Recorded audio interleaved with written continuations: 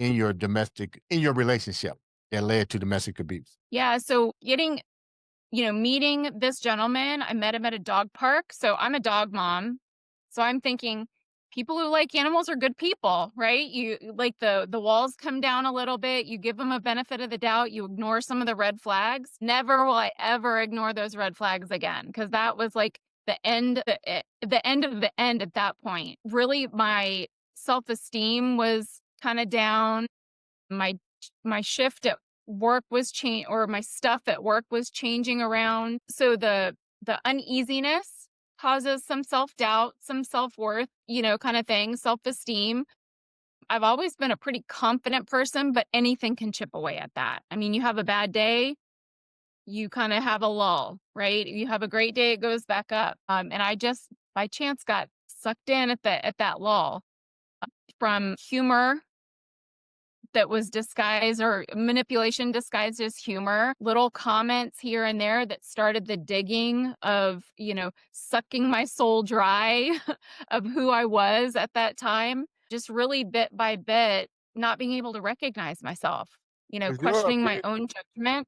was your abuse more mental, physical, or emotional, or all of the above? It was physical, it was emotional, it was mental, it was financial, it was religious abuse, it was all of it, all wrapped up. Yes. How do you do religious abuse? I never even heard of that. Yeah. So there are certain types of religious abuse. Where the abuser will use um, excerpts from the Bible to get you Oh, to stay endure that. Mine was quite the opposite. We would go to church together. In fact, we were at a Christmas event with his mom, and his mom was like, "Oh my goodness, this is my favorite singer," and I'm like, "Isn't he? He's such a great singer." Oh, the world ended that night. How dare you compliment that guy and his singing? You've ruined church for me. I will never be seen in that church with you again.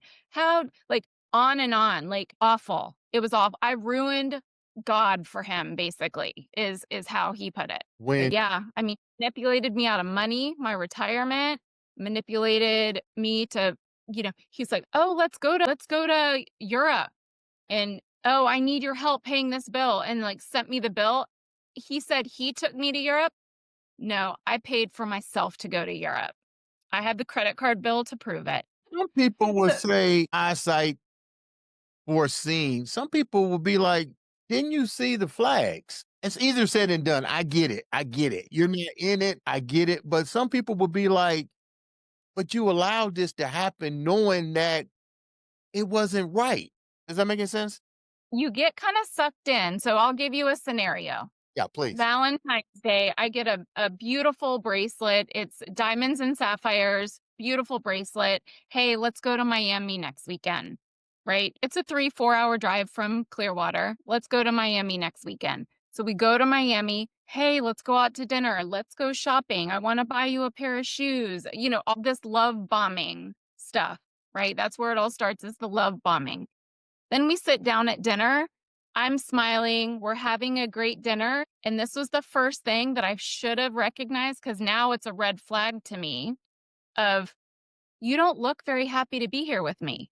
What's going on, dear?" He was grooming me to respond how he wanted in whatever scenario. Even though I was happy and I was smiling, he was telling me I didn't look happy What did you to do? get me to prove it to him that I was happy. So what did you do So to the little tiny things of, like, Geppetto and Pinocchio, like moving the strings around to get you to dance how they want you to dance, and smile how they want you to smile, and post on Facebook how they want you to post on Facebook.